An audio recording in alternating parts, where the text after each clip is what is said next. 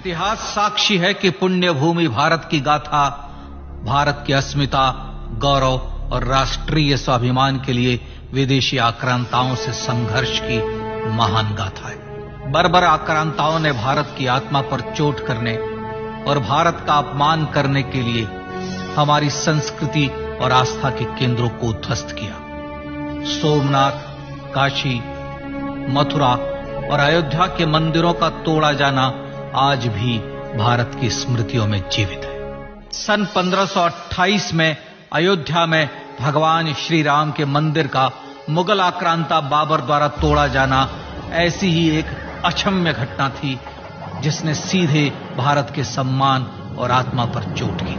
कारण साफ था, अयोध्या के श्री राम के मंदिर पर आक्रमण भारत की आत्मा पर आक्रमण था। जहां हर भारतीय के रोम रोम में राम बसते हैं, वह भारत यह अपमान कैसे सहता। राम मंदिर पर आक्रमण भारत को आहत कर गया था। विदेशी हमलावर अपनी बर्बरता दिखाते गए और भारत अपने आत्म गौरव को फिर से पाने के लिए संघर्ष करता रहा। भारत रामलला के जन्म स्थान पर बाबर के नाम पर बने एक ढांचे को देखता और उसे हटाने का संकल्प लेकर शक्ति संजोया करता। हिंदू समाज आत्मसम्मान के रण में डटा रहा और लगातार हमलावरों द्वारा बनाए गए बाबरी ढांचे को हटाने के लिए लड़ता रहा। सरयू कई बार रक्त से लाल हुई।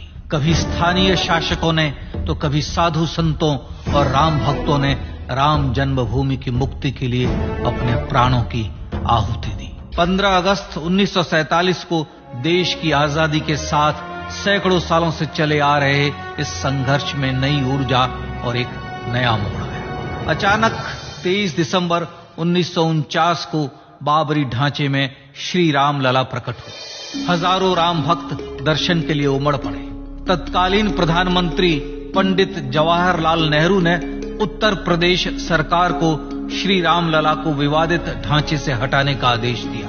उत्तर प्रदेश सरकार ने अयोध्या के कलेक्टर को यह काम दिया और यह निर्देश भी कि जरूरत पड़ने पर वे बल का प्रयोग भी करें। अयोध्या के कलेक्टर ने सरकार को उत्तर दिया कि यह नरसंहार के बिना संभव नहीं है और फिर भी वह ऐसा चाहती है तो किसी दूसरे कलेक्टर से यह काम करवा ले। परिणाम स्वरूप रामलला की मूर्ति वहीं विराजमान रही। विवादित ढांचे को बंद कर दिया गया।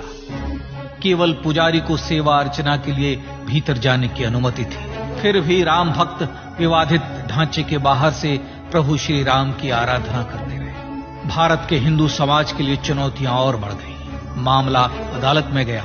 विपक्षी दलों द्वारा अदालत में भगवान श्री राम के अस्तित्व पर सवाल उठाए गए। उनके अयोध्या में ही जन्म लेने का प्रमाण मांगा गया। भारत का जनमानस अब आहत हो उठा था। आजाद भारत में भी हिंदू समाज को अपनी आस्था और श्रद्धा के लिए संघर्ष करना पड़ रहा था। चुनौतियों के इस समय में सन 1984 में विज्ञान भवन दिल्ली में विश्व हिंदू परिषद ने धर्म संसद का आयोजन किया। इस संसद में देश भर के संतों ने राम जन्मभूमि की मुक्ति के लिए आह्वान किया और राम जन्मभूमि मुक्ति यज्ञ समिति का गठन किया। धर्म संसद ने राम जन्मभूमि की मुक्ति और वहां भगवान श्री राम के भव्य मंदिर बनाने के भारत के जनमानस के संकल्प को फिर से दोहराया। विश्व हिंदू परिषद के नेतृत्व में मंदिर निर्माण के लिए पूरे देश में अभूतपूर्व आंदोलन की शुरुआत हुई। सन 1989 में विश्व हिंदू परिषद द्वारा गांव-गांव से रामशिला पूजन करके अयोध्या भेजी गई। 2,75,000 गांवों से रामशिलाएं अयोध्या पहुंची। भव्य राम मंदिर के शिलान्यास का निर्णय हुआ। पूज्य संत महात्माओं और हिंदू समाज के अन्य प्रमुख नेताओं के निर्णय के अनुसार अनुसूचित जाति के प्रमुख नेता श्री कामेश्वर चौपाल ने 9 नवंबर 1989 को मंदिर निर्माण का पहला पत्थर रखा। राम जन्मभूमि पर मंदिर निर्माण के लक्ष्य की पूर्ति के लिए सन 1990 में सोमनाथ से अयोध्या के लिए श्री लाल कृष्ण आडवाणी ने रथ यात्रा की शुरुआत की। देश में जन भावनाओं का ज्वार उमड़ने लगा। श्री लाल कृष्ण आडवाणी के रथ यात्रा के साथ साथ मंदिर के लिए जन समर्थन बढ़ने लगा और छद्म सेकुलरवाद बेनकाब होने लगा।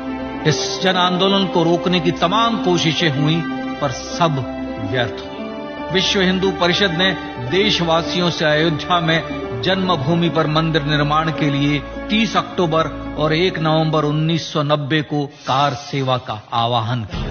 परिणाम स्वरूप लाखों राम भक्त कार सेवा के लिए देश के कोने कोने से अयोध्या आए। इससे देश की एकात्मता का विराट दर्शन हुआ। कार सेवकों को रोकने के लिए उत्तर प्रदेश के तत्कालीन मुख्यमंत्री श्री मुलायम सिंह यादव ने अयोध्या में परिंदे को भी पर न मारने देने की घोषणा की। स्थितियां गंभीर हो गई। अयोध्या से 100-100, 200 किलोमीटर दूर रेलगाड़ियां रोक दी गई। अयोध्या युद्ध भूमि बना दी गई। मार्ग बंद, रेल बंद, चप्पे चप्पे पर पुलिस। अयोध्या सैनिक छावनी में बदल गई। राम के गीत गाते, होठों पर हंसी और पांव में छाले लिए राम काज के लिए राम भक्त देश विदेश से अयोध्या पहुंच ही गए। कार सेवकों पर गोलियां चली। अनेक कार सेवक शहीद हुए। आजाद भारत में जन्मभूमि पर राम मंदिर के लिए कार सेवकों ने फिर एक बार अपना बलिदान दिया, पर कार सेवकों ने विवादित ढांचे पर भगवा ठहरा ही दिया और इस तरह कार सेवा सफल हुई। श्री राम जन्मभूमि आंदोलन ने भारत की सुप्त आत्मा को झकझोर कर जगा दिया था। विश्व हिंदू परिषद ने फिर एक बार 6 दिसंबर 1992 को कार सेवा का आह्वान किया। राम भक्तों को कार सेवा करने देने के लिए अदालत में प्रार्थना की गई, पर अदालत ने कोई निर्णय नहीं दिया। परिणाम स्वरूप बौद्ध, जैन, सिख, स्वामीनारायण संप्रदाय, गायत्री परिवार, हर पंथ मत विचार के हिंदू एकत्र हो गए। छूत अछूत का भेद मिटा, जाति की पहचान मिटी। हम सब हिंदू, हम सब सिंधु बन गए। राम सिंधु में ज्वार उठा और देखते ही देखते 6 दिसंबर 1992 को श्री राम जन्मभूमि से बाबरी ढांचा सदा के लिए हट गया।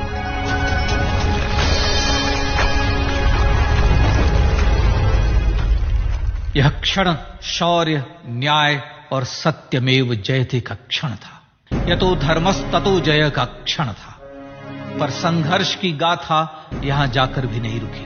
छद्म सेकुलरवादियों द्वारा भारत और भगवान श्री राम के इतिहास को झुठलाने के लिए अदालतों में चुनौतियों का सिलसिला चलता रहा, जो 1950 से चल रहा था। पर सत्य को तो जीतना ही था। आखिरकार देश के सर्वोच्च न्यायालय के 5 जजों की खंडपीठ ने 9 नवंबर 2019 को ऐतिहासिक निर्णय दिया और यह कहा कि अयोध्या जन्मभूमि परिसर की पूरी 67 एकड़ भूमि रामलला की, और न्यायालय ने भारत सरकार को जन्मभूमि पर मंदिर बनाने के लिए एक ट्रस्ट बनाने का आदेश दिया। सर्वोच्च न्यायालय के आदेश के अनुसार भारत सरकार ने 5 फरवरी 2020 को श्री राम जन्मभूमि तीर्थ क्षेत्र नाम के ट्रस्ट का गठन किया और राम जन्मभूमि न्यास की भूमि जो सरकार द्वारा अधिग्रहित की गई थी, उसे ही नवनिर्मित न्यास को वापस दे दिया गया। 5 अगस्त 2020 को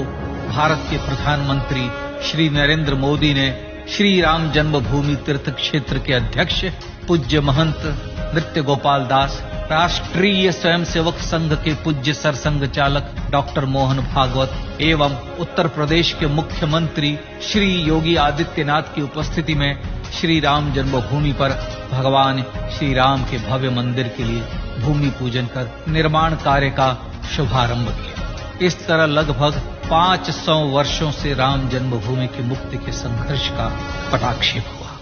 अपने आत्मसम्मान और राष्ट्रीय अस्मिता के लिए इतना लंबा संघर्ष विश्व के इतिहास में बेजोड़ है। श्री राम भारत की आत्मा, भारत की परिभाषा, हमारे राष्ट्रीय आदर्शों और जीवन मूल्यों के प्रतिनिधि मर्यादा पुरुषोत्तम हैं, जो हर हिंदू के होठों पर जन्म से मृत्यु तक रहे।